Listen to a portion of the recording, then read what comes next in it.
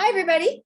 My name is Ruth Rumack, and welcome to Getting It Together, Understanding Executive Functions. I'm going to give everybody a little bit of time, just a few more minutes to kind of come on in. And while we are waiting for everyone, I would love it if you could put into the chat the ages of the children that you're thinking of, or maybe you're thinking about executive functioning for yourself.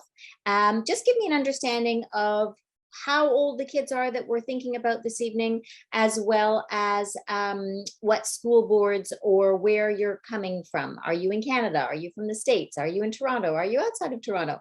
Put that in the chat, and then I'll get to know you a little bit better as we go along. And we're going to let a few more people in as we go. We're expecting lots of people tonight, so it'll be nice to have everybody join us.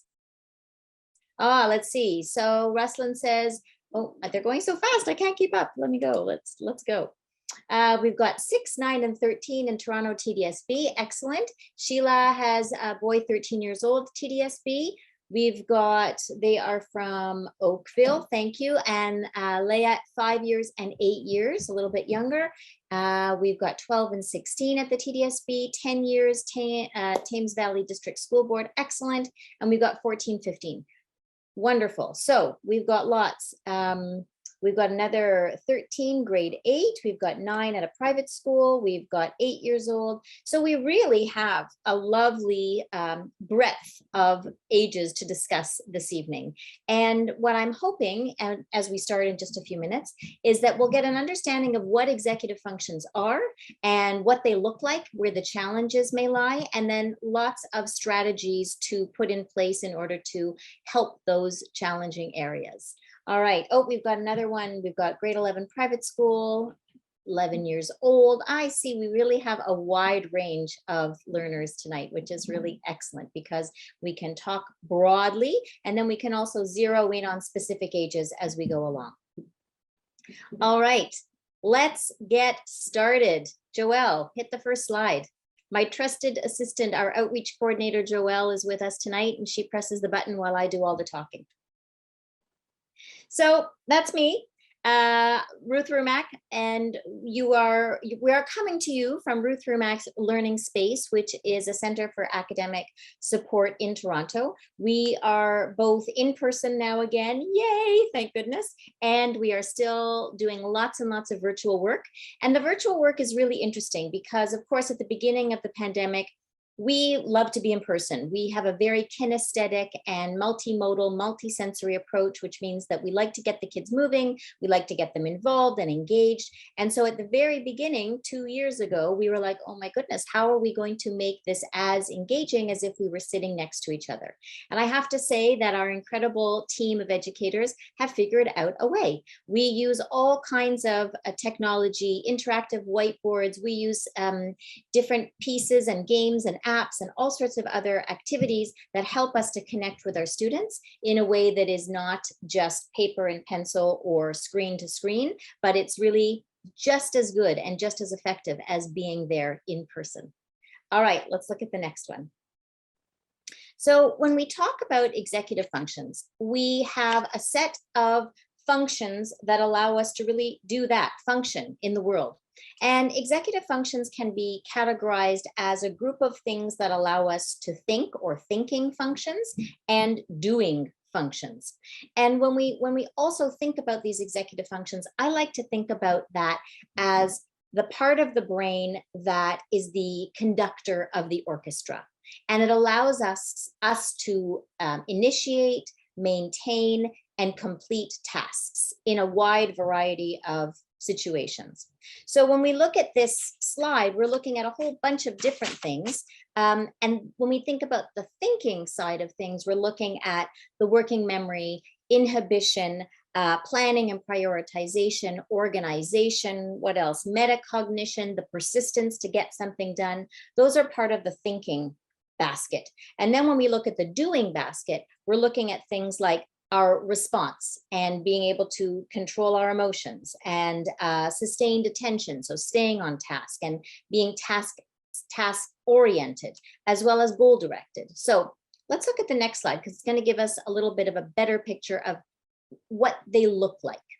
So when an individual struggles with executive functioning skills, we are going to see a breakdown in certain areas.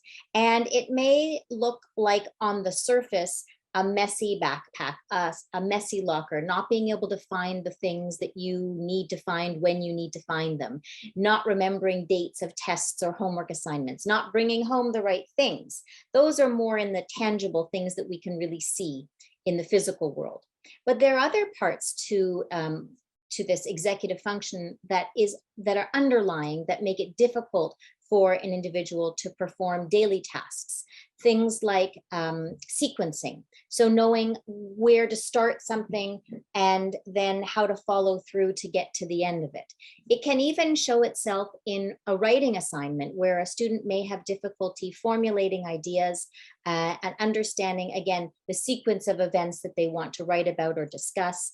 And then it also has to do with that sustained attention, staying on task, staying focused, and making sure that you can finish to the end. Let's look at the next one. So where does all of this happen? We're going to talk about the brain science of it next. And the development of the executive functions, I have to say, and I'm putting this out there because I think this is a piece of information that is really important for parents to understand, or individuals to understand if they are struggling with executive functions, that because these functions develop in the frontal lobe, and that frontal lobe is not fully developed until age 25, it is often a longer process. And when we're looking at that part of the brain, that frontal lobe, is responsible for motor function, problem solving, spontaneity, memory, language, initiation, behavior, judgment, all of these things, these really, really important things that change as a person matures.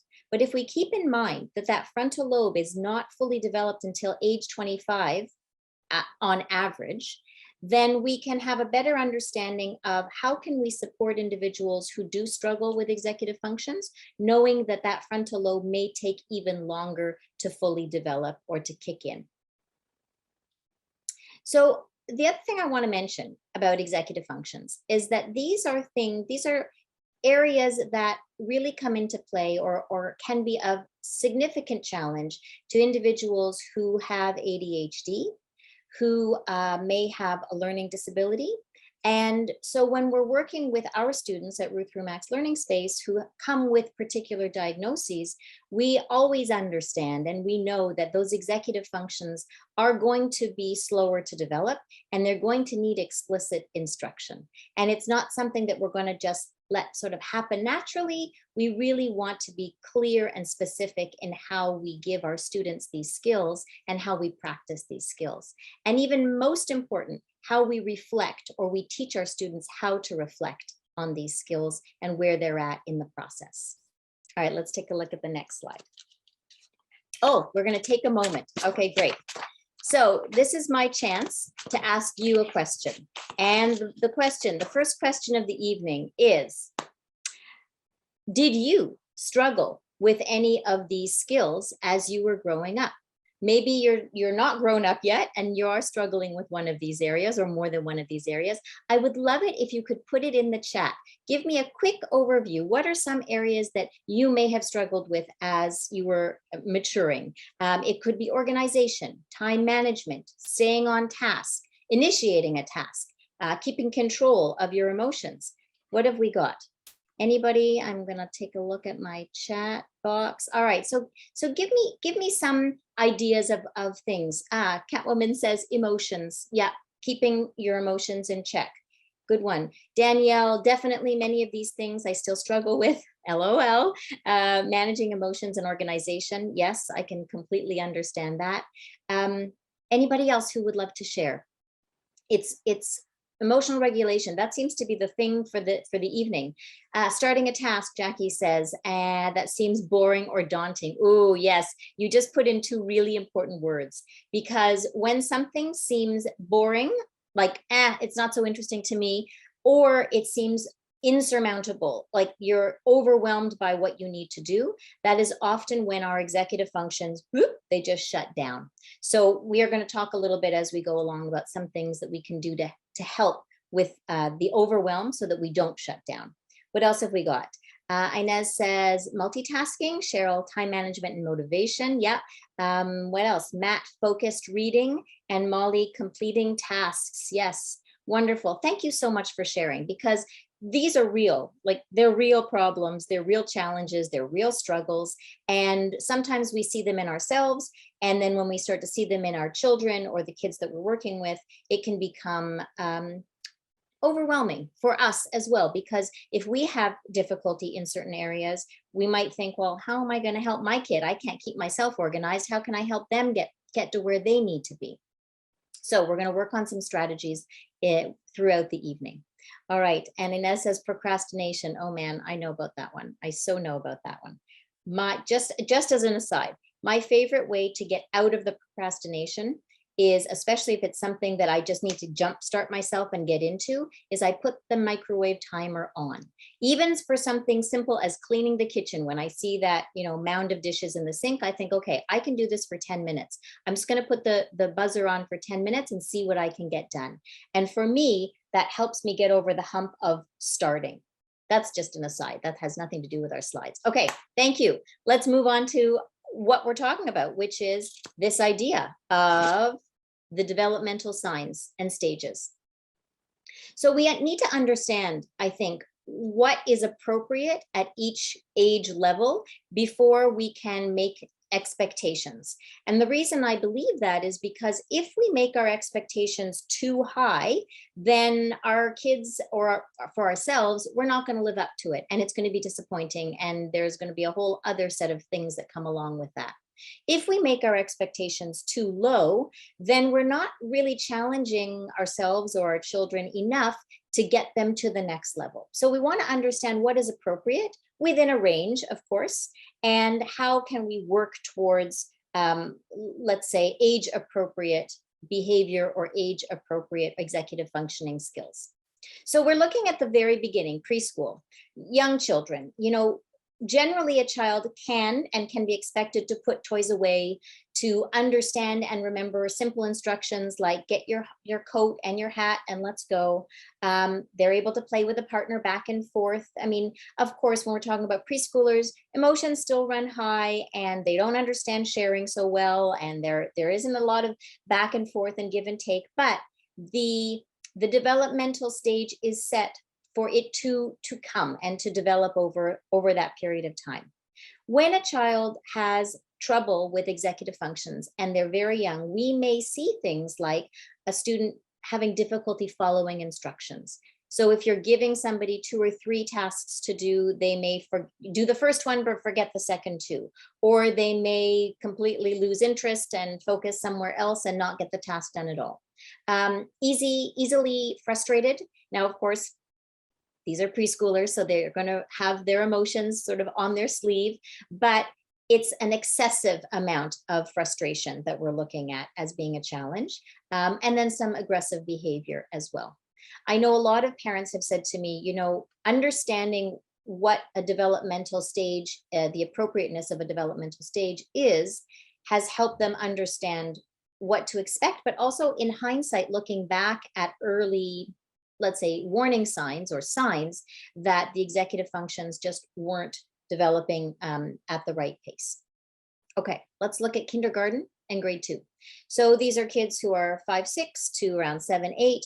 They should be able to follow 2 or 3 step processes or tasks. They should be able to clean their room to a certain degree independently and dress independently, have a conversation that's give and take, as well as being able to follow through on a task if they're given it, and being given instructions and being able to work on it on their own.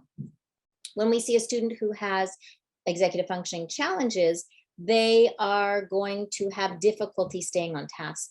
They may raise their hand because they're excited about something and want to blurt something out, but then when it comes to them being called on, they don't remember what they're supposed to say or what they wanted to say or what they wanted to ask. Again, that highly emotional aspect, so having a tantrum over things that could be considered minor, especially when routines change, maybe panic or upset when routines change. And these are signs that if we don't see sort of that ability to be flexible, to keep information in their memory, and to be able to initiate those tasks and stay on tasks, we want to take a further look. Okay, let's look at the next stage. We are looking at grades 3 to 5. And so this is ages about 8 or 9 through to 10, 11.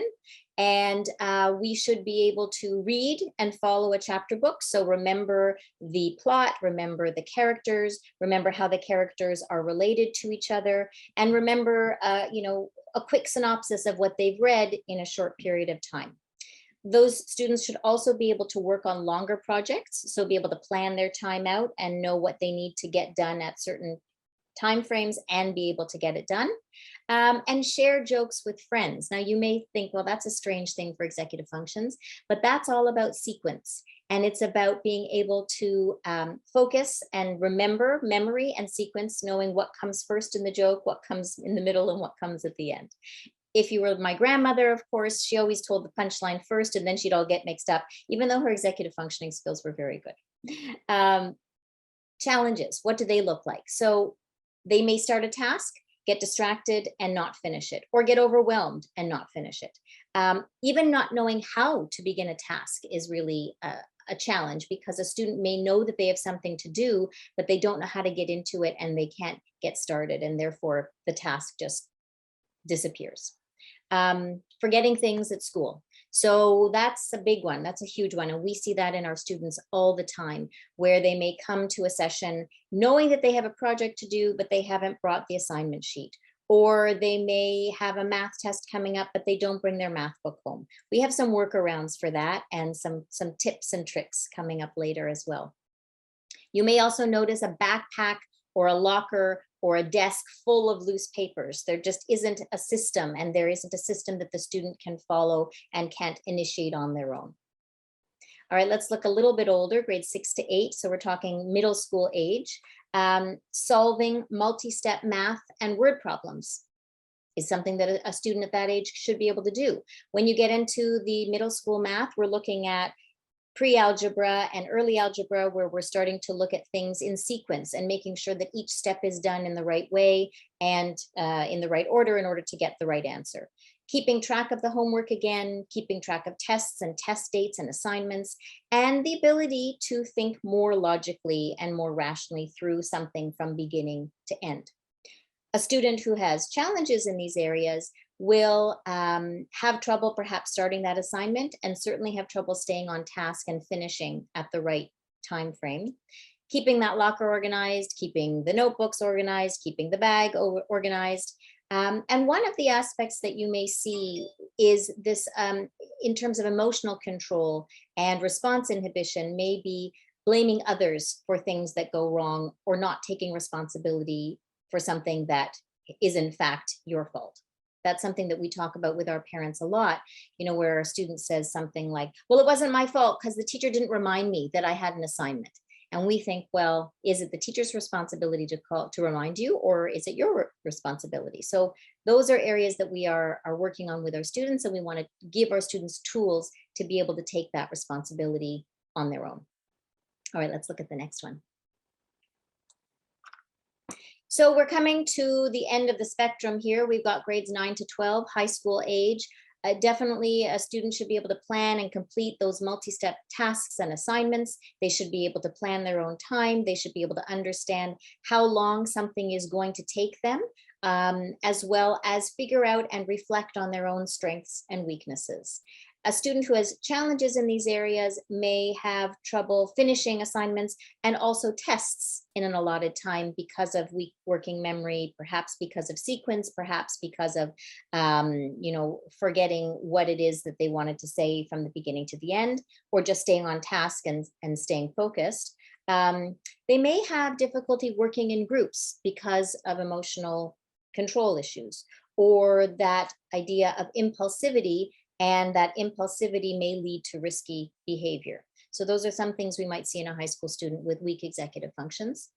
And for our older students, 18 plus, we're looking that they should be able to attend post-secondary program. They should be able to hold down a job. They should be able to keep on task and their planning or organization and emotional regulation should be in that almost fully developed stage. And when we see students who have challenges in that area, that emotional aspect of it is definitely a factor. It can come out looking as immaturity, as not being able to focus on any one thing, or not being able to take responsibility for things. And it can definitely impact a job or staying in school. So these are things that when we're seeing these, let's say, markers, we want to pay attention to them and give students strategies and tools to be able to use their strengths as well as work on their challenging areas. Okay, I'm going to open it up for some questions. I'm going to take a few questions at certain times in the evening so that we can answer anybody's got a question, put it in the chat. We'll give that a moment. All right, let's see. Anybody have a question about the ages and stages, developmental stages? It's a lot to take in. I should have warned you at the beginning that I give a lot of information, but I hope to give you some details so that you walk away with something, chunky to hold on to. Let's see, anybody have a question? If you don't have a question now, not a problem. We'll come back and we can answer questions at the end as well. Anytime you've got something you're thinking about, throw it in the chat and I will take a look at it when we take a moment. All right, let's take a look at the next slide.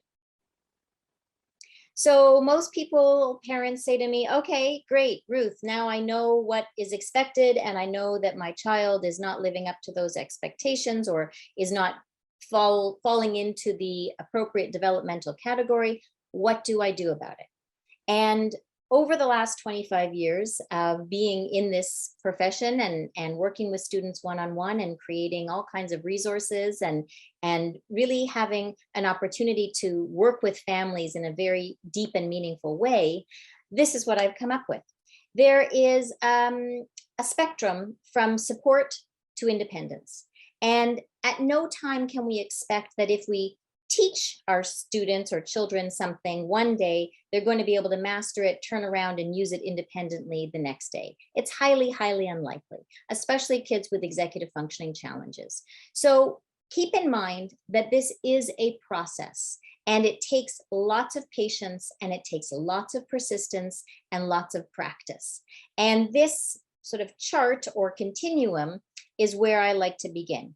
When we teach our students a new skill or our kids a new skill, we really need to give clear, explicit instructions. And I cannot stress that enough. I remember, thinking, I've got two kids. My younger daughter is 13. My son is 29. So I've been around. I've seen lots of different styles and working styles and living styles. And what I find interesting is that, when I said to my 4-year-old daughter, go and clean up the mess that you just made, she was able to understand parts of that and sort of put things, maybe move the dolls from one area to another. So I realized I'm not being very explicit. I'm not explaining myself well enough. So we had a system. So I said, okay, let's put all the dollies in this bin. And then I put a picture of the dolly so she knew where it went back. And this took, several weeks, a couple of months to kind of get in the groove. But after a while of saying, this is how we clean up, these are the steps that we're going to do to clean up, she was able to master that on her own. So we start with explicit instruction. We then move on to guided practice and feedback. I love what you're doing. You put all the dollies back in the dolly bin. Good for you. Now I'm not stepping on them. Well done. And then we move to independence, which is the next step, the final step, which is great. Now you know how to do it. You've got the skill, you've got the tools, you've practiced it. Now you're on your own and you're going to carry this on for yourself. Another little anecdote that comes to mind: when my son was a teenager, his job was to unload the dishwasher. And it was very frustrating to me because, no, not just unload the dishwasher, I take that back, to clean the kitchen at the end of the evening. And so his idea of that was, all right, take the stuff out of the dishwasher, put the stuff in the dishwasher, turn around and leave the kitchen. And to me, that wasn't really cleaning the kitchen, because the counters need to be wiped and the floor needed to be broomed and give a little wipe out of the sink. But I was getting really frustrated because I assumed that he knew what I meant, but he didn't. So I had to go back to that explicit instruction and I said, I made a list. And instead of confronting him or shaming him or saying you're not doing a good job, I said, we need to talk about this because I don't feel like we're on the same page. So we both brainstormed, what does it mean to have a clean kitchen? We made our list. We made it with check boxes. I posted it on the fridge. And at that point, after that explicit instruction, and we practiced, or we didn't really practice unloading the dishwasher, but I gave him feedback on what was working and what wasn't. That loggerhead or that tension seemed to disappear because he now knew what I expected of him. He had a list he could follow. He followed the list. I didn't have to tell him anymore what it meant to clean the kitchen. So from support to independence, explicit instruction, guided practice and feedback, and then we move towards independence. Let's look at the next slide. We have another take a moment. Excellent. All right. So here's your chance. Magic wand. If I say to you, what is one area that you would like to see improvement in your child, or maybe it's yourself, and you could wave a magic wand and it would just happen. What is one area you would choose to focus on with your kids? Throw it in the chat. Let's hear it. Let's see what we've got. A new message. Ability to do homework independently. Yes. What have we got? Planning and organization of homework. Same. Focused longer reading ability. That's a big one. They're coming in so fast. I love it. Time blindness. Oh, we're going to talk about time. I understand time blindness.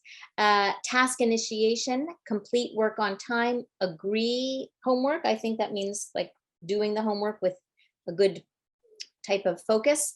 Time management, ability to be at grade level so she can keep up with all the reading and homework needed.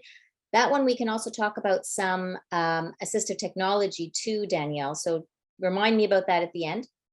Stay on task so that a 15-minute assignment doesn't turn into 2 hours. I totally hear that. And I'm sure that there are probably tears and some frustration along with that, not just the time factor.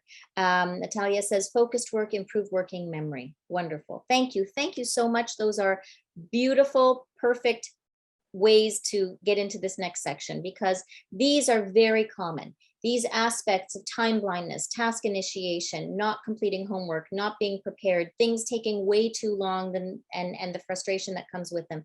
These are all very common situations. So we're going to share with you some of our tips and tricks for some of these areas.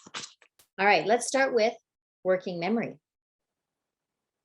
So working memory is the ability to hold information in your brain long enough to be able to use it for a task. So I like to think of working memory as juggling. And when you have a strong working memory, you remember that, you've juggled, you've thrown 3 balls up in the air and you're just waiting. You know they're about to come back down, so you're waiting to catch them. When you have a weak working memory, it's like constantly throwing balls up in the air, forgetting they're there, and then watching them fall to the ground or being surprised when they fall to the ground.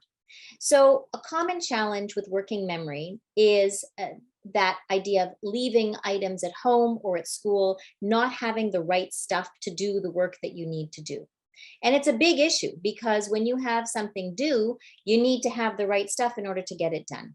Very frustrating for parents, I know, when you have a child who's melting down because they have an assignment that's due the next day and they can't remember what it is that they have to finish, or they think that they're finished, but they actually haven't completed the assignment the way that it was asked to be done.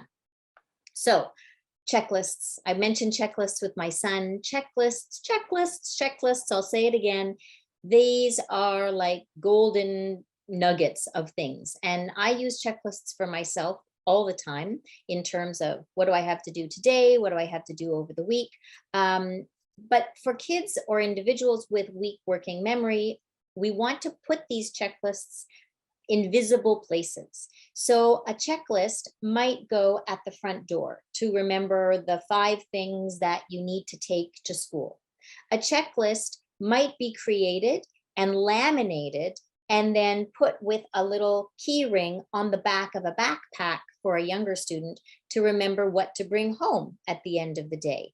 And we want to use things like visual checklists, pick things that have pictures, things that are just a quick reminder. And if a student, I mean, it's best to get the student to do them themselves, to find Photoshop or to find clip art that they can put together for themselves so that they're more involved. But the key location is really important, because a checklist that's hiding in a binder or the checklist that is buried under something else isn't really going to be very useful. Checklists are a big one. We can do them visually, we can do them in real person, but we can also use reminders and checklists and notifications on our devices. And we're so lucky right now that we have so many options in the assistive technology world, and just in our iPhones, for example, or our phones, that we can set reminders, we can set things that ring, and there are even watches, special watches. They're especially made for kids with weak working memory or ADHD, where the watch will actually vibrate. So it doesn't make a sound, but it's just a little reminder, and that reminder can be for various things. Okay, that's one. Let's look at the next one. Another common challenge is that a student can't remember what's for homework. And one of the biggest things that I have found to be effective, and this, of course, you have to get permission from your teacher to do first. But if a student does have an IEP of any kind, then they should be able to work it out with the teacher to take pictures of the board. And taking a photo of the board does so many things. It captures all of the information that the teacher has written down, which sometimes can be lost when a student goes to write it down for themselves in their agenda, or doesn't remember to write it down. So it's a nice little snapshot of whatever the teacher has written on the board. You can take also a photo of an assignment sheet and just have it on your phone to refer back to. So we're not relying on loose paper.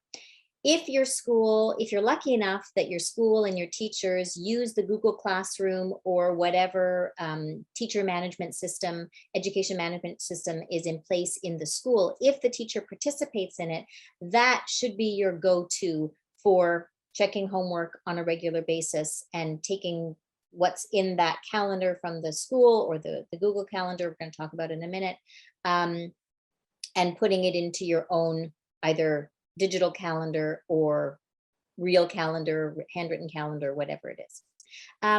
It's an old thing, but it's still a good thing, is set up a buddy system and making sure that there's somebody else in the class that you can rely on, or your child can rely on, to remind them of certain things or to give them more information if they have forgotten that information. I would say if you can find a parent buddy, that's also a good thing, just to check in with that other parent in case that other parent has heard of a test or an assignment or something that is coming up that you may not have heard of yet. So being on top of those things as a parent will help your child as well.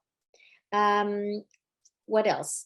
I would say if your teacher is not using some kind of an online portal, then setting up a conversation with the teacher. I mean, we're already in April. I'm assuming that if your children are struggling with handing in assignments and missing things and not being prepared for tests or quizzes, that you already know about it and you've probably had several conversations with the teacher.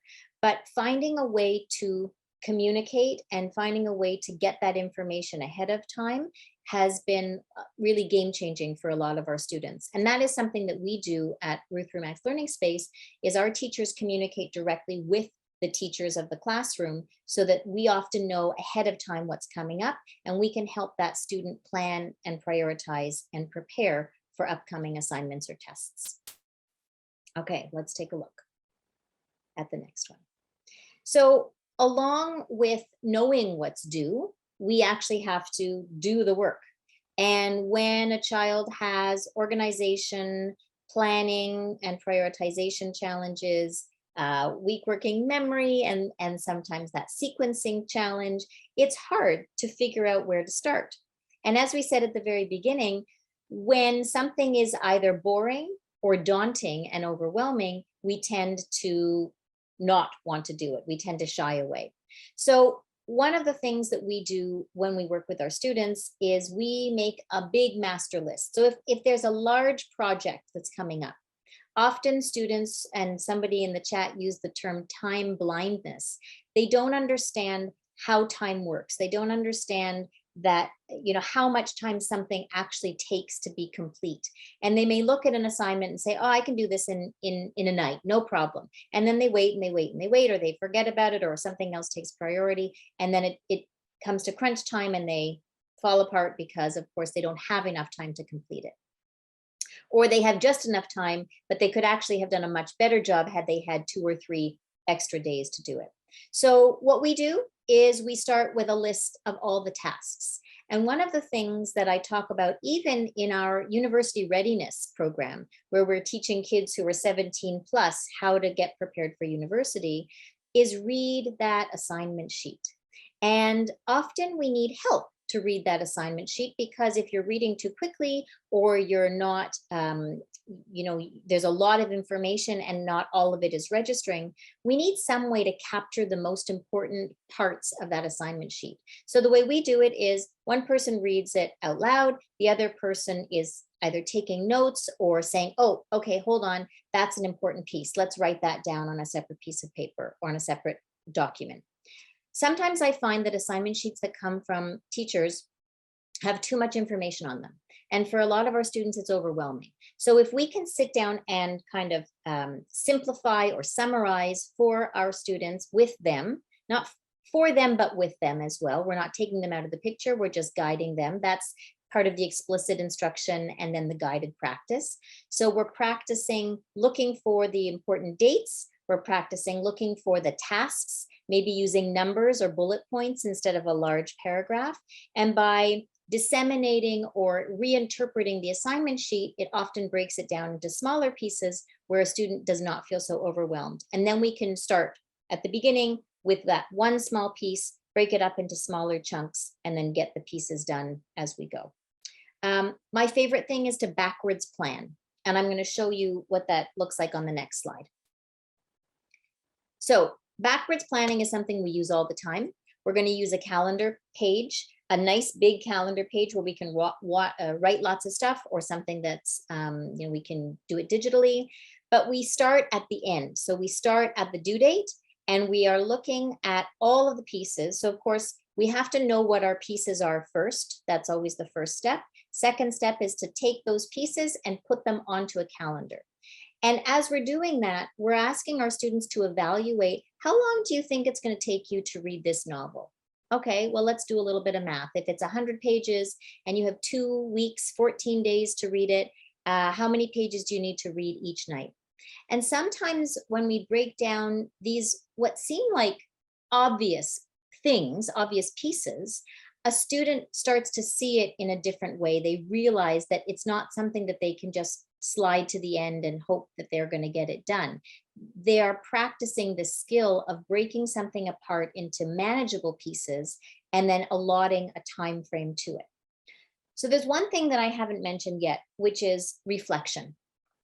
And reflection is a really important piece of developing your executive functioning skills.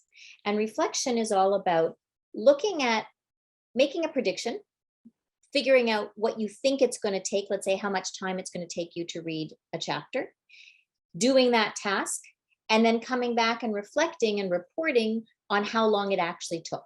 So if you think it's going to take half an hour to read a chapter, but it actually takes you an hour, then we have to adjust our plan to make sure that it accounts for all of that. Okay, let's move on to the next one. Here's another piece of organization that we like to use. It's a digital app called Trello. And it's sort of like, it has many different views. This is just one view that you can use, but you plug in your assignment, or a lot of, we use this as workflow. A lot of businesses use it for workflow. Plug in your assignment or your task. You can assign it different times and different dates. You can put reminders, you can put alarms, and then you can look at it as in different ways. So by subject or overall calendar. But Trello is one of the digital aspects that we're using a lot with our students these days. And we're getting a lot of great feedback about it, that they like it. You can color code things. You can do all kinds of really cool things with it. All right, let's look at the next one. Right. Okay. So this is something different. This is a picture of a junk drawer, obviously. And some of you may have some of these at your house. Some of you may not. Some of you may be on the other side of this slide, which I'm going to show you in a moment.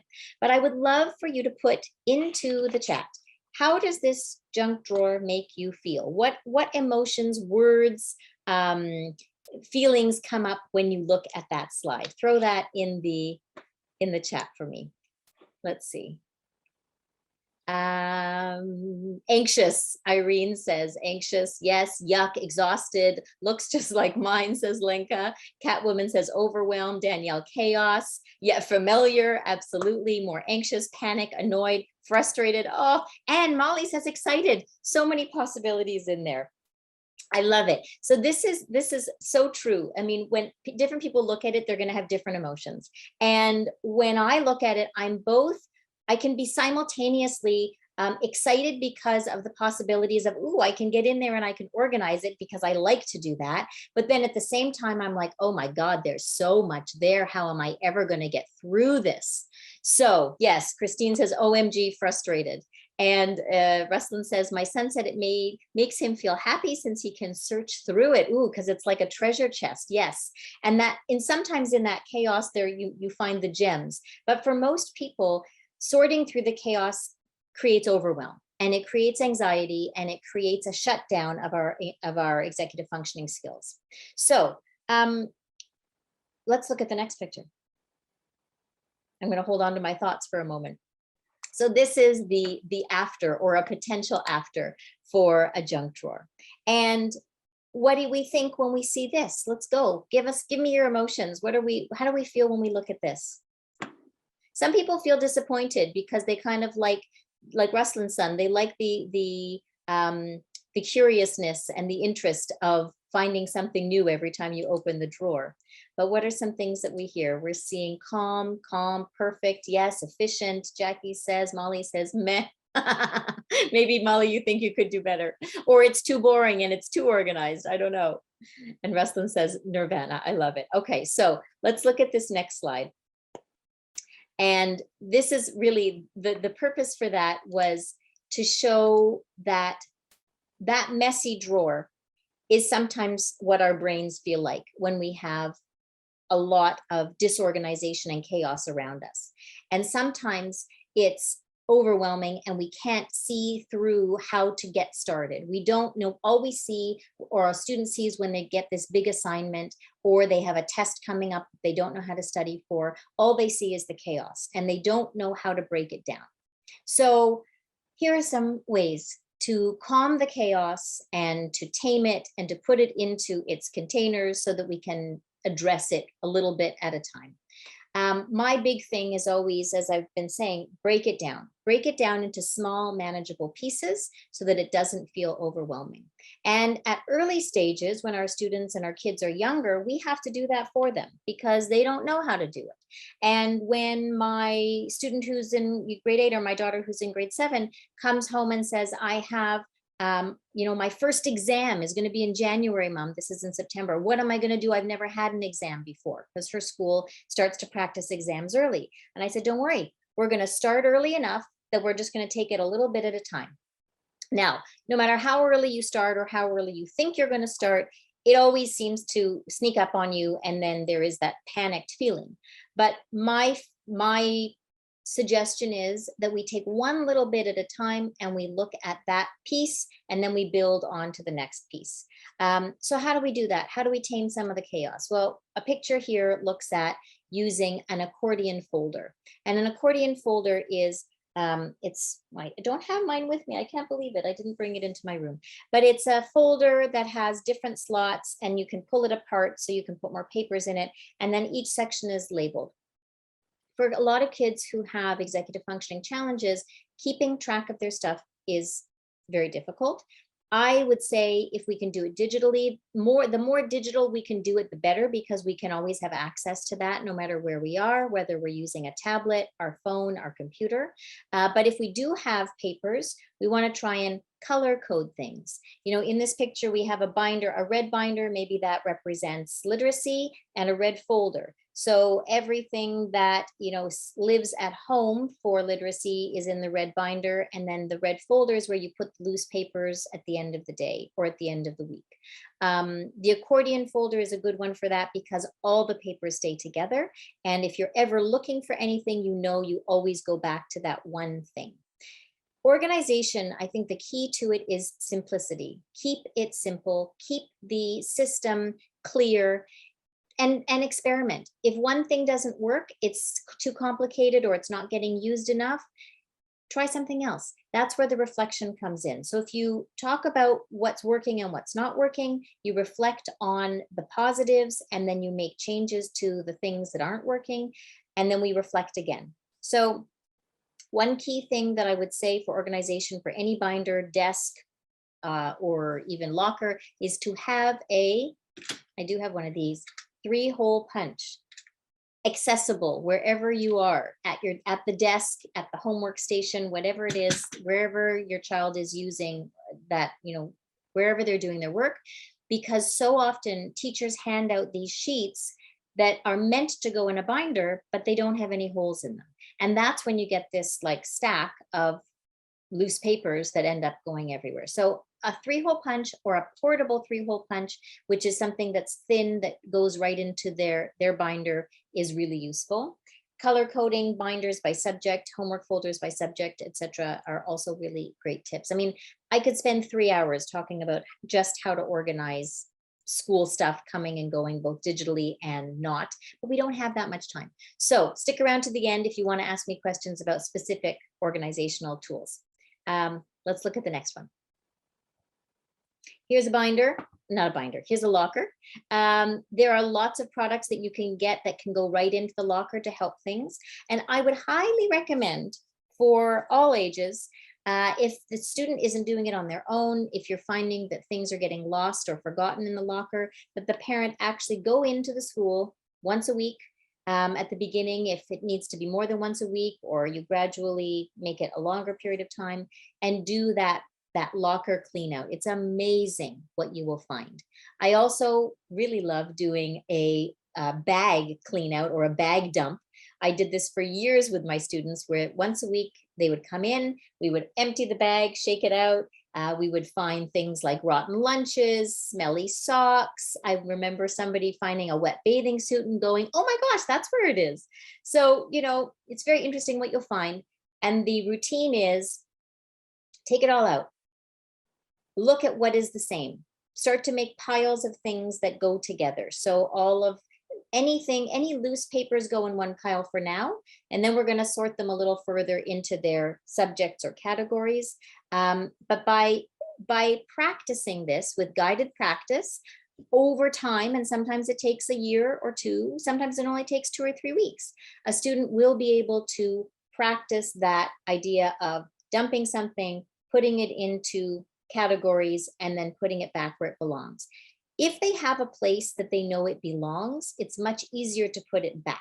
So another thing that we can do, if you find that your student is missing particular items, like in a locker or on the desk, is to actually draw an outline of that thing. Lots of kindergarten teachers do this, where you know that that's where the scissors go because it's the outline of the scissors. And we know that the scissors are missing when there's nothing in that outline.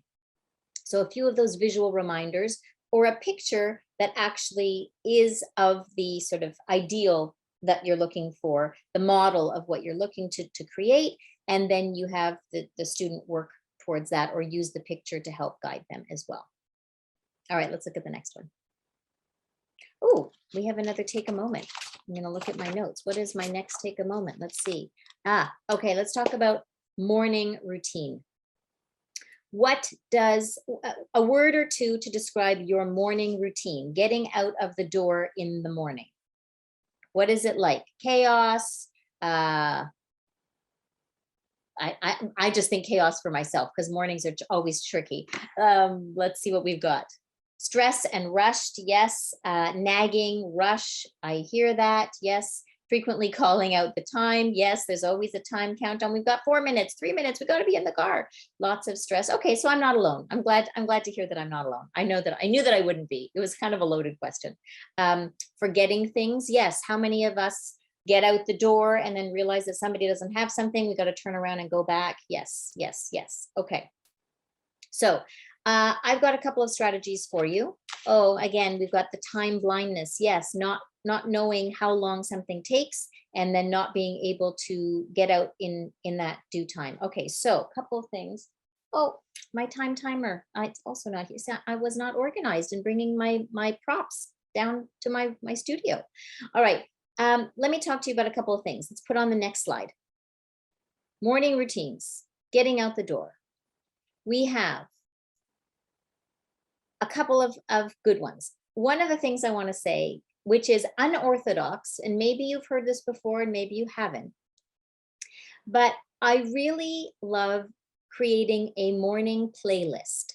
And that morning playlist would be something that you can get together and create as a family. And it's a certain set of songs that are happy, upbeat, motivating, whatever, could be classical music, could be your kids' favorite songs, whatever it is, but it has a time frame. And let's say you put a playlist together, you know that you need 20 minutes from the time that you say, okay, everybody, it's time to leave, to the time that you actually get to the car. So that playlist is 20 minutes, and it has a finite beginning and a finite end. And when you play it over and over again, the family gets to know, oh, we've only got one song left. It's time to get our things together. So I found it really helpful for myself in my own household, but I've shared this tip with lots of families, and they've come back with really great feedback in terms of it makes the morning more fun, less grumpy. The music is upbeat, and everybody knows that by the time we finish song number 4, we have to be out the door. So that's an unorthodox way of looking at time management, but I find music really motivating. Some visual reminders of necessary steps. So that could be, I think we've got a slide of it coming up, but it could be just something that you put at the front door or in the kitchen, which has the visual reminders of what to do first: brush your teeth, have breakfast, get your shoes on, get your bag, whatever it is, in succession. And one of the game changers for me is this picture here, which is the timed timer. And that's the brand name, Time Timer. You can see it on the corner. And what that does is you set the dial, and as you set the dial, this red film appears, and that shows you how much time you have left. And as the minutes go by, the red film shrinks. And so you can actually visually see when you only have a sliver of time left before the timer is going to ring. And I've found that from feedback from lots of parents, that just for students who have that time blindness, that they just don't understand what 5 minutes means or what 10 minutes or 20 minutes feels like, this actually gives them that visual representation, and they're able to jump into action with more understanding, that they understand that, oh, that when that red film is gone, that's it, our time is up. What else? Okay, let's look at the next one. I'm trying to be mindful of time. Here's an example of a morning schedule. This is for somebody who's a lot younger, but even for older students, sometimes having that visual representation of things that they have to do or things that they have to remember will be helpful for them as well. Let's look at the next one. Okay, so more ideas on time management. Missed deadlines. This is a biggie. When a student, doesn't write something down, or they haven't written it down fully, and they are missing assignments and they're being marked late for it, or they are not getting credit for something that they've done but they haven't handed in. I'm sure that you know all of the issues personally. So one of the things that I want to do is communicate with the teacher. Always set up that communication, whether it's by email or a quick phone call every month and a half, just making sure that you are on top of things as much as your children are on top of things. And because that frontal lobe does not develop fully until age 25 or later, we have to remember that we will have to be the frontal lobe for our children for a period of time. But if we go back to that continuum where we're giving explicit instructions, we are giving our students guided practice and feedback, and then we are letting them move towards independence, it's a process. And when we have something like a missed deadline, we know that if a student carries on with this, by the time they get to be, teenager or young adult, it's really going to impact their work and their life, and it's going to hold them back from doing certain things, holding a job, getting a promotion, being successful at post-secondary, etc. So some ways that we want to help are using, of course, lists and our checklists, using as much of the assistive technology as we can. Todoist is a great app that we use, which allows us to make a list of things to do, and you can cross it off virtually. If you don't cross it off or mark it as done, then it carries over to the next day. You can also set alarms and reminders with this particular app as well. Using a Google Calendar and Google Alerts will also help you do that. And if you can use some of these other techniques, like sitting down with your student, let's say once a week. Sometimes we have to do it every night, right? You come home, you open the agenda, either the real agenda or the virtual agenda, and you go through every single subject. Tell me what you're doing in French. Tell me what you're doing in math. Tell me what you're doing in science. Sometimes our older students don't like to share that information with their parents, but I think we have to have a conversation with our older students, or any age at the beginning, which is, I'm here to support you. I want to support you in the best way I can. I need to know what's going on in order to support you. So having that ability to have a conversation can sometimes be challenging, especially when tensions or frustration runs high. But we have to find a quiet moment that we can have that talk so that we can set it up for success later on. All right, let's look at the next one. There's a picture of a Google Calendar. I like Google Calendar because often the school will use Google Calendar, and then your child can use it and add some of the other things and color code it to make it personal to them, so that they can add their soccer practice or their ballet lesson or whatever it is. And then when you look at a calendar that has space mapped out, you can also see how much time you do or do not have. So again, that's a visual way of understanding time. Let's look at the next one. Okay, so along with all of the thinking executive functions, there's also the doing executive function. And part of that is this response inhibition and being able to hold your emotion in check till the appropriate time, and then I won't say exploding it appropriately, but letting it out appropriately. So one of the issues that we deal with our students, and we hear from parents a lot, is that the child blurts out in class. They can't kind of contain themselves. If they got to say something, they got to say it right away. And this is for a younger child, but it's sort of that red, yellow, green, what to do in a certain situation. So again, it's a visual reminder. We teach our kids to do a little bit of deep breathing. We remind them about counting backwards from 10 before they say something. I had a student who, oh, he was so much fun, but he would really say random things at any time during our lesson. And we worked it out. And I said, okay, I could see in his eyes when he was about to say something that was off track. And I would say, wait a second, tell me if you think that it's appropriate for right now. And then he'd think about it for a moment and he'd laugh and say no. I said, great, hold on to that thought for 5 more minutes and I'm going to come back to it and we're going to talk about it after. Now, part of that is honoring that time frame, and you do have to go back to that thing so that the child feels that they can trust you, that you will come back to them at the end. But we practiced it for a long time, and it did become habit for him, that all I had to do was, whoop, wait a second, and then he'd say, okay, wait, I'm holding it, and then he would be able to hold it for another few minutes.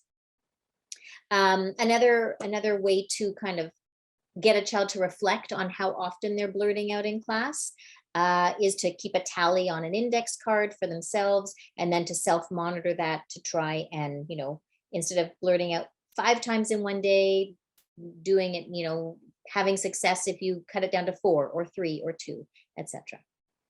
All right, let's look at the next one.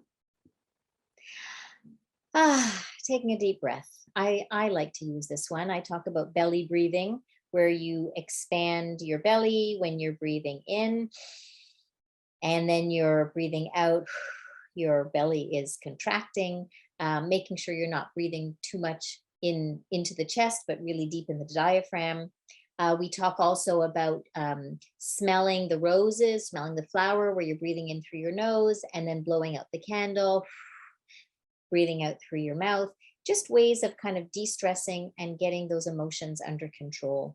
Um, Having some other kind of fidget toy or a squeeze ball, or a stress ball. These are all little things that you can set up with your kids.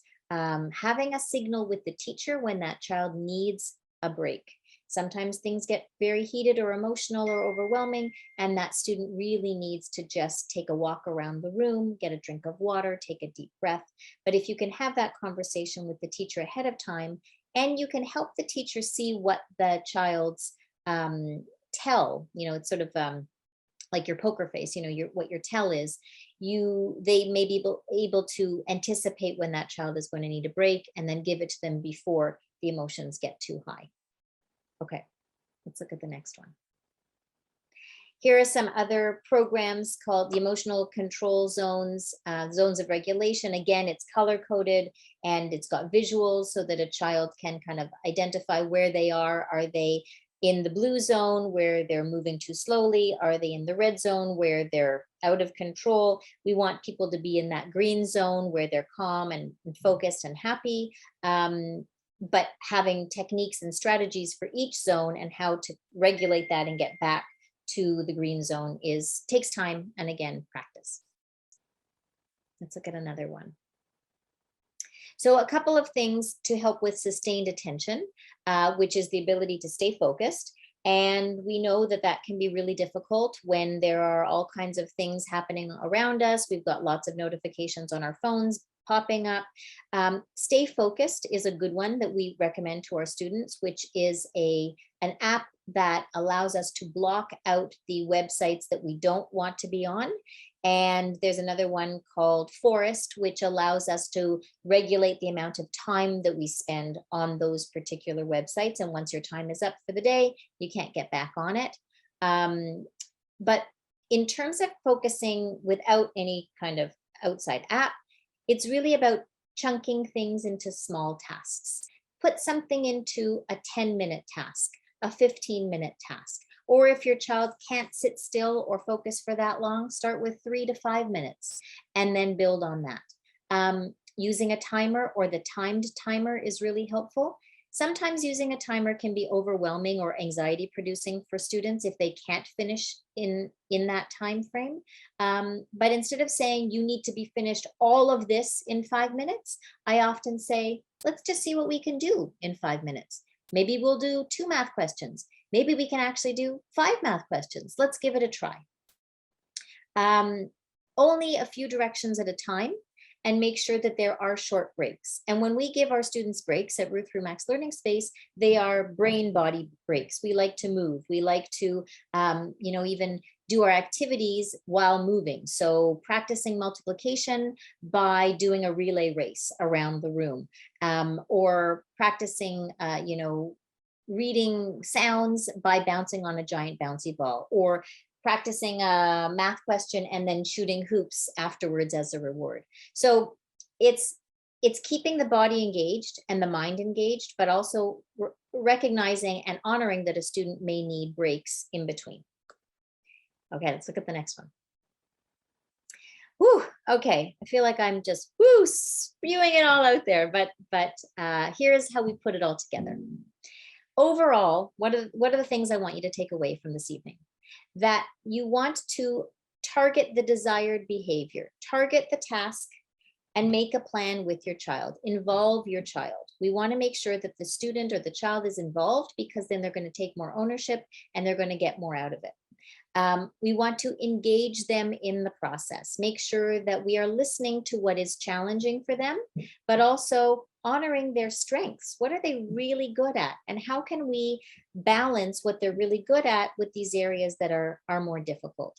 So if your kid is really exuberant and loves to run around the room and has a hard time sitting at a desk, Don't make them sit at the desk. That's okay. Get a bouncy ball to sit on, or sit on the floor, or work on a giant whiteboard instead of working on a paper and pencil. Like, honor where they're at and work around it, because you're going to get much more work out of them. It's going to be much more enjoyable for everybody, and they're going to be more productive and feel more confident. We talked about this idea of going from explicit instruction to guided practice with feedback, and then to mastery or to independence. So we want to complete the routine together multiple times. Expecting them to complete the task on their own is not feasible at the beginning. We want to do it gradually. I talk about the gradual release of responsibility. So first, you're going to do this part, and we're going to do the rest together. Then you're going to do a little more, and we're going to do the rest together. And then over time, you're spreading that out. Reflect and discuss. What worked? What didn't work? You know what? I noticed that you're bringing your lunchbox home every day. You've brought it home every day this week. Good for you. So feedback, positive feedback, as well as the reflection feedback is important. And then make accommodations, make changes. Change things so that it works for your kid or your household, or the way that you operate and your child operate best. And give your child the time and the space to achieve independence. Sometimes you have to sit in the dark, uncomfortable bits. It's frustrating. It can be overwhelming, but you still have to have some productive struggle in order to learn something and get to the next stage. So instead of tying your kid's shoe for them every day because it's faster, sometimes when we have the time and space, we do need to let them struggle through it so that they learn the skill and they can feel accomplished, and then practice it and become independent on their own. And of course, use those visual cues or auditory cues, the music, the pictures, the checklists, as often as possible. All right, next slide. So why do we want to do all of this, right? Like, we want skills for the future. It's not just about for now. It's not just about getting through grade 8 or grade 10 or grade 12, but we want them to have these skills so that they can juggle their own responsibilities. They can keep jobs. They can, move through positions, and they learn how to prioritize and delegate tasks. And it's important to be a good self-reflector, to know where you are at that moment and to know where you want to be in the next moments to come. All right, let's look at the next one. So here's what we do. I mean, somebody asked earlier, I'm going to go back to that question, how do you get to practice these things? How do you find a profession to practice these things? Well, that's what we do. We do it all the time. We actually have group classes we have 2 classes, one called Power Planners, one for junior, grade 6 to 8, and we have another one for senior, that's 9 to 12. And these are where we actually explicitly teach these skills of how to get things done, how to prioritize. Kids learn what their organizational style is. We give them lots of suggestions and strategies. We look at different tools. We help them to reflect and figure out what's working and what's not. And it's not just about organization, but it's about time management. It's about keeping things in order, prioritizing, getting through large tasks, etc. And we actually have, I was just given the information, we have 1 spot left in our Power Planners Junior for grades 6 to 8. It's a very small class that we're doing in person at Ruth Rumack's Learning Space. So if you are interested in that, you've got the website for the summer classes, but Joelle's going to be able to put into the chat in a few minutes where you can get in touch with us. And then all of these classes can be given one-to-one, or we can get a small group together. We call it a BYOG, bring your own group. If you have 2 or 3 kids that want to take the class together, and we can set up a private time for them. And we also do classes in person and virtually throughout the summer. So right now we do have, oh, look at that. We have a summer 22. It's a 10% off for all group classes. And the website is on there, so we can, check that out anytime you like. And we can tell you more about the programs that we have as well. Okay, I am going to open this up for questions. And first of all, I want to thank you all for being with us and for staying with us. I know it's a little bit over 8, but this is my favorite part, which is where I open it up to you guys and you can tell me what you're concerned about, and I can think of as many strategies as I can in a 2-minute span. You know what I would love before everybody hops off? But if you could put into the chat the one thing that you could take away from this evening. Maybe it's more than one thing, but if there's one thing that stood out for you that you didn't know before, or that maybe was a reminder of something that you've forgotten, I would love to hear it. We try and make these webinars as information packed as possible, but also as effective as possible. So I'd love to hear your feedback. Let's see. Lisa says, thank you. The one thing I really liked was using music in the morning. Yeah, I knew that was going to get somebody. Danielle, the morning playlist, we will definitely try to use it, and the locker organizing stuff. Joelle says something. Oh, we have one spot for our March break class. Lenka says organizing a la Julia Child. Yes, I love it. What else do we have? Learn new online tools. Excellent. Locker organization. Fabulous. So executive functioning skills are a huge topic, and they really impact everything that we do in our lives on a daily basis. And when we can work on those skills and remember as adults that they are going to take a long time to develop, we have to have patience, we have to have persistence, and we have to practice those things. That is when we're going to see changes. And as I said, sometimes you have to sit through the dark, uncomfortable bits, and it is frustrating and it is overwhelming, but we do have to have a little bit of productive struggle in order to get to the mastery side of things on the other end. So thank you. If you need to leave, I understand. We have another webinar coming up shortly. Jen, do you think Joelle's going to put that into the chat too? I think our next one is about reading and early reading skills if you've got kids that are younger. And I would love to stick around and open up the chat to anybody who has a question. I know somebody had a question about reading and longer periods of reading. I'm going to come back to that one. Cheryl, okay, Cheryl asks, what's the best way to help high school students help themselves when they are resistant to sharing or listening to parents? Oh boy, I know that one. I think having a conversation with your high school student when it's not in the heat of the moment is your best bet. And I often suggest to parents to have almost like a date night with your child, where you go out to Starbucks, you have a coffee or a tea, or you take a walk when you're walking the dog, or it's a time that is not, first of all, not around any other siblings, where you can have a quiet talk. And also it's not in the heat of that moment, where you can do a little bit more reflection when emotions are not as high. And I would really say, you know what, like, what do you think are your strengths? What do you think are the challenging areas? What are the things that are really difficult to do? What are your things that are easy to do? If you can try and peel back the layers for that individual of what is working for them right now and what's not, and kind of get them to admit or at least identify the areas that are the most problematic. And then you can say, okay, so if not having enough time to finish this assignment is the biggest problem right now, what can we do about it? And modeling good problem solving is your key. And asking the questions that are going to tease it apart so that the child actually comes back with their own answer of what they think might help as a first try. Okay, well, let's give it a try. Let's say you're having trouble. Maybe Cheryl, you want to put in the chat, what do you think is the most problematic?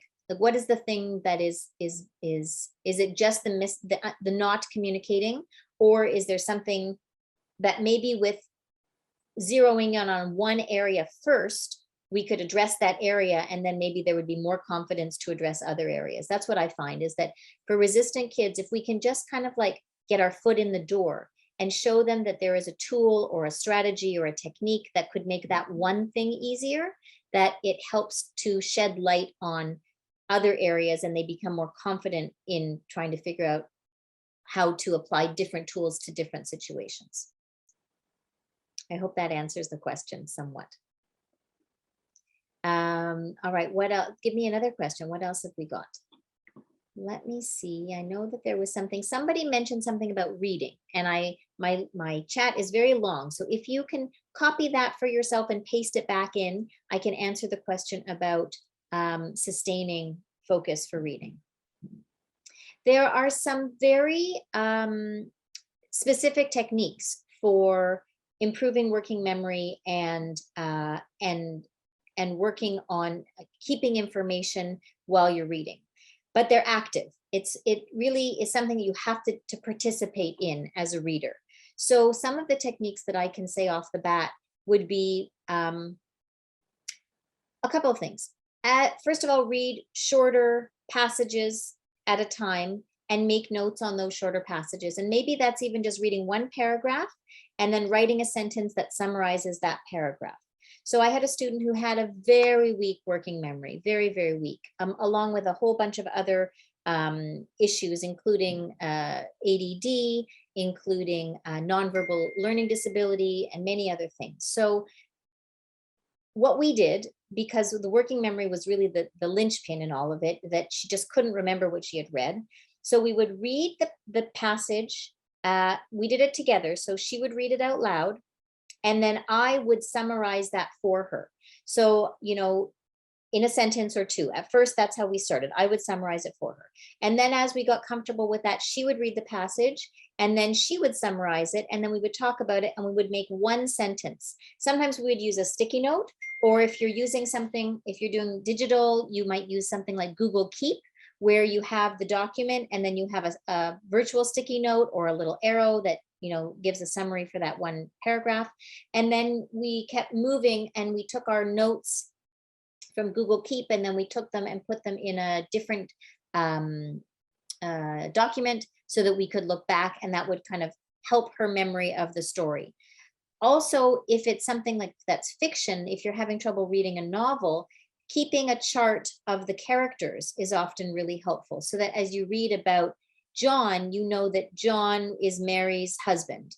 You also know that John is the teacher at the high school, so that you keep track of who's talking to who, because individuals with weak working memory will often remember the name, but they don't remember what they are associated with in the story. What are some other things that I like to do? Oh, I also like to use assistive technology like a reading app where, or I would call them, like old school is a book on tape, but we're talking about text to speech. So either the computer reading for you and you are following along with your eyes, and then you can stop the reading at any point when you hear something that's interesting and make a note.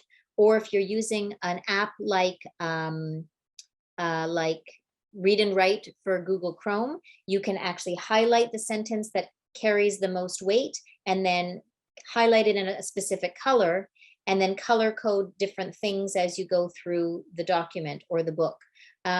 If you're using something like Audible and you're just listening to the book and you have the physical book in your hand, you can also, you know, use a physical highlighter and highlight the sentences that are the most important as you go along. So we know from MRI studies that if you are reading, if you are reading something with your eyes and you're hearing the words from an outside source, that you're actually activating more parts of the brain, and that you have a better chance of remembering what you're reading, as well as it will improve your reading fluency, even though you're not reading it out loud. So you're giving some of the heavy lifting to the computer program, but your brain is still doing the work, which is really quite amazing. Okay, so those are my suggestions for sustained focus in reading. Do it in small chunks, listen to it as you're reading, and make notes as you go. Start small and work your way up. Anybody else have another question or a comment for me? Dun, dun, dun. I know that you guys are still out there because I can see how many people are still here. So I would love to hear your questions or your comments. And if you'd like to raise your hand and actually say it out loud, you can do that too. And we can take you off mute. I think Joelle knows how to do that because she's got all the controls. Anybody else? questions, comments, you want more information about something, I'm here for you. Lenka says, how do you organize a desk best? I love this question. Okay. So first of all, how old is the person you're thinking about? Are you talking about for yourself, adult, high school, junior kid? What do you think? 9. Okay. So my suggestion for a 9-year-old is to have as much clear space as you possibly can. And what I like to do is have all of the supplies in a separate area. So that might be, so supplies, when I think about supplies, I'm just looking around if I can show you something. So when I think about supplies, the way that I've organized them in my home, and it made a huge difference because I had different drawers that, you know, had like pens and paper and pencils and markers and everything. And they would just all end up being jumbled together. What I did was I went to the dollar store and I bought clear plastic containers that were not too deep. They're pretty shallow and they have clips on them. And I labeled, each box is labeled with one type of item. So pens, all the pens live in that one box with a lid, and I labeled it on the side, and they stack one on top of each other. So I have one for pens, one for pencils, one for erasers, one for highlighters, one for markers, one for whiteboard markers. And when I separated all of those things, not only did it calm my nerves because everything wasn't jumbled on top of each other, but everybody in the house knows where to find them. And they live in a cupboard that you open it up and that's the first thing you see are these stacked boxes. So if you're looking, the desk is covered with supplies, there's a lot of things to be distracted by. If you have a clear desk, you have a little more visual space to spread out and be more productive. Now, for a 9-year-old, you also may need some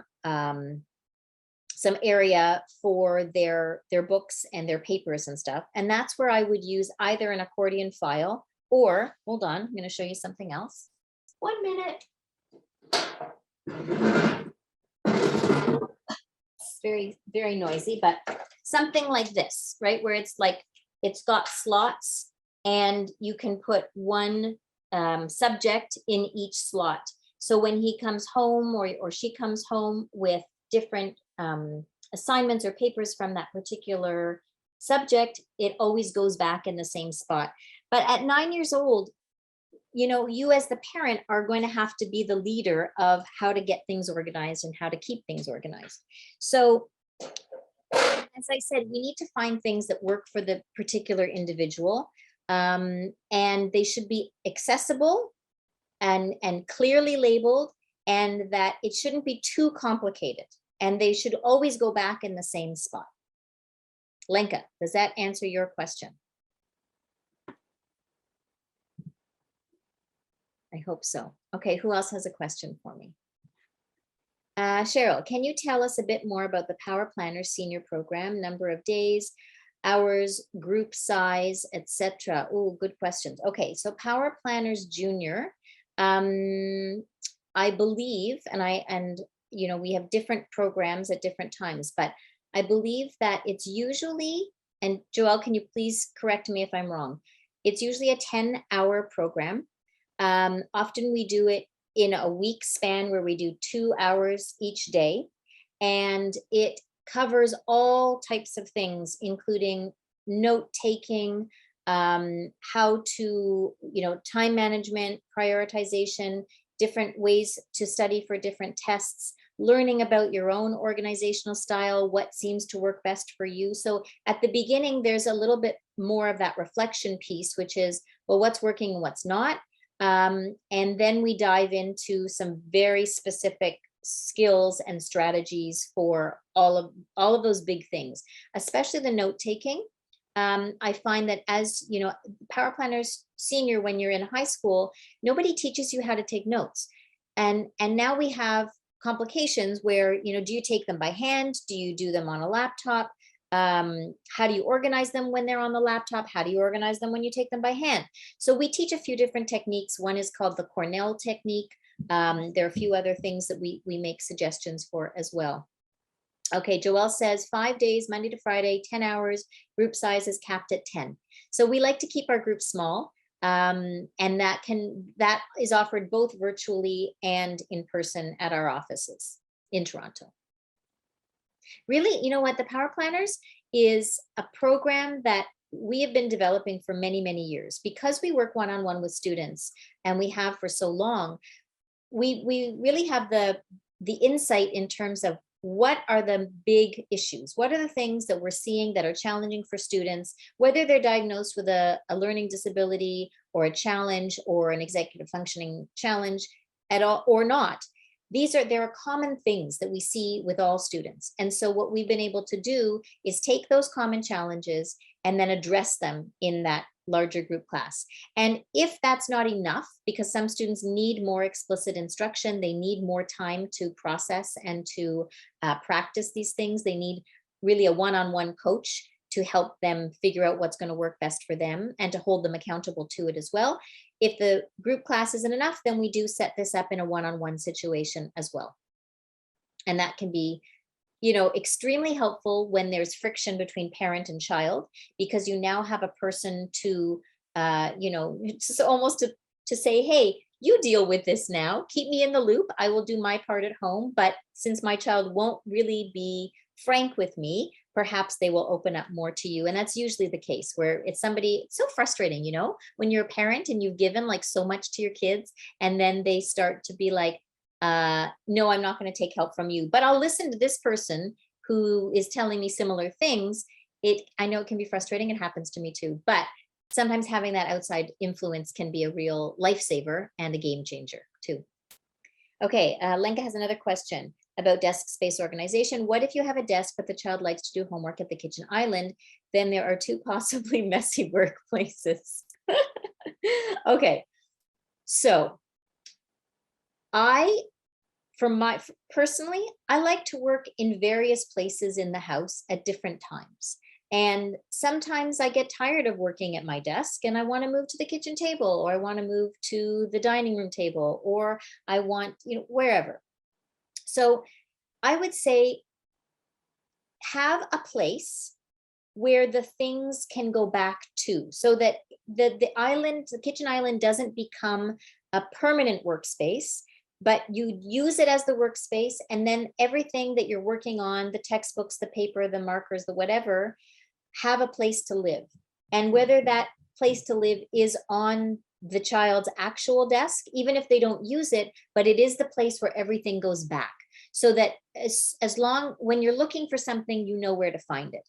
They may spread out and work on the floor or work at the kitchen island, but at the end of that work time, everything gets put back at the desk so that you always know where to find it.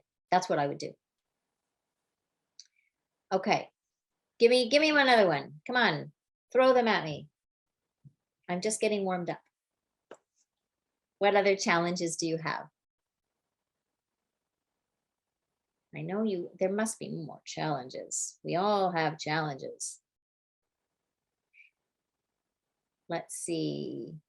If anybody, like I said, if anybody would like to speak, if they have a question that they would rather talk instead of type, just raise your hand or put it in the chat. All right, well, if that's the case, I will hang on for another few minutes.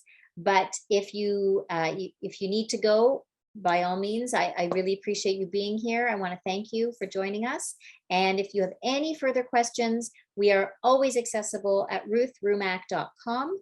Our website is full of information, as well as information about our programs, our summer programs, our one-to-one programs, and our client service team and our education managers are so lovely and so delightful. They are very happy to have a phone conversation with you if you have further questions or you want more clarification. And I really encourage you to reach out at any time, because that's why we're here. So thanks again. And I wish everybody safe and healthy and a good night.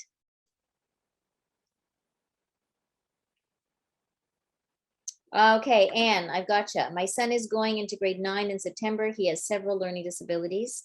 That can, I'm sure, produce some anxiety for you, because you may not know what is coming up for him, and what supports he's going to have.